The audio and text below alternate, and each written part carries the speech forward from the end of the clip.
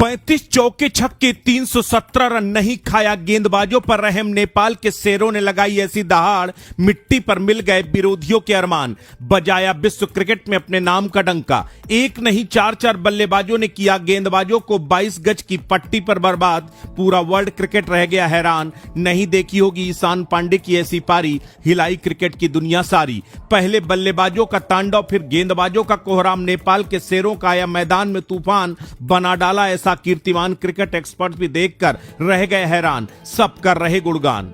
100 सुनार की तो एक लुहार की, इस बात को सच कर दिखाया है नेपाल के बब्बर शेरों ने, जिन्होंने ऐसी दहाड़ लगाई जिसने क्रिकेट की दुनिया को हिलाकर रख दिया। जो लोग सोच रहे थे कि नेपाल सिर्फ सामान्य खेल खेलता है, उनको न सिर्फ नेपाल के शेरों ने जवाब दिया, बल्कि 22 गज की पट्टी पर ऐसा रणक्षेत्र बना दिया जहां गेंदबाज सिर्फ देखते रह गए। जिस टीम को लोग T20 की टीम कहकर आगे बढ़ जाते थे, उसी नेपाल ने अब वनडे क्रिकेट में ऐसा धमाका किया है कि रिकॉर्ड बुक के पन्ने तक कांप उठे हैं। नेपाल के बल्लेबाजों की आंखों में जुनून दिख रहा और उनके इरादों में वो आग थी जिसने यूएसए के गेंदबाजों को पूरी तरह बेबस कर दिया।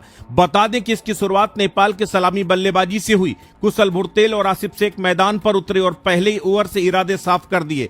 दोनों ने यूएसए के गेंदबाजों को सेट होने का मौका ही नहीं दिया। आसिफ शेख ने 43 रनों की तेज पारी खेली, जबकि कुशल ने भी उपयोगी रन जोड़े। दोनों के बीच 69 रनों की साझेदारी हुई और यहीं से यूएसए के लिए खतरे की घंटी बजनी शुरू हो गई।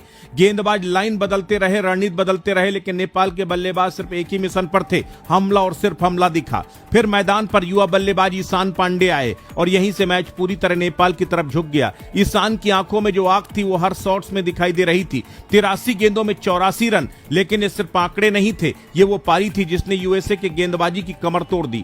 चौके और बड़े शॉट्स के साथ ईशान ने मैदान पर ऐसा दबदबा बनाया कि क्रिकेट एक्सपर्ट भी हैरान रह गए। दूसरी तरफ कप्तान रोहित पौडेल ने 46 रन बनाकर पूरा साथ दिया। दोनों ने मिलकर मैच की रफ्तार ऐसी बढ़ाई, स्कोर बोर्ड बिना ब्रेक के भागता दिख रहा था। लेकिन असली तूफान तो अभी बाकी था, क्योंकि फिर मैदान पर नेपाल के सबसे खतरनाक खिलाड़ी दीपेंद्र सिंह ऐरी उतरे।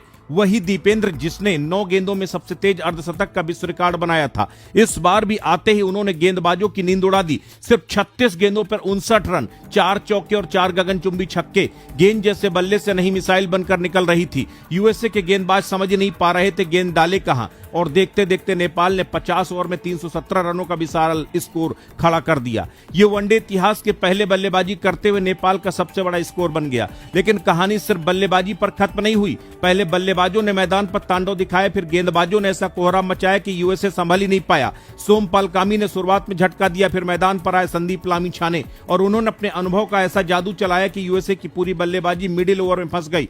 10 ओवर में सिर्फ 30 रन और 3 विकेट। दूसरी तरफ दीपेंद्र सिंह ऐरी ने भी गेंद से कमाल करते हुए 2 विकेट निकाल दिए। नेपाल के गेंदबाजों ने यूएसए को सिर्फ दबाया ही नहीं, पूरी तरह तोड़ दिया। अब हालात ये हैं कि नेपाल ट्राई सीरीज में नंबर 1 पर पहुंच चुका है और पूरी क्रिकेट दुनिया उसकी तरफ देखने लगी है। स्कॉटलैंड को हराया, यूएसए को हराया और अब नेपाल की टीम नए अंदाज में नजर आ रही है। पहले लोग कहते थे नेपाल T20 खेलती है, वनडे में फंस जाती है, लेकिन इस बार कहानी बदल चुकी है।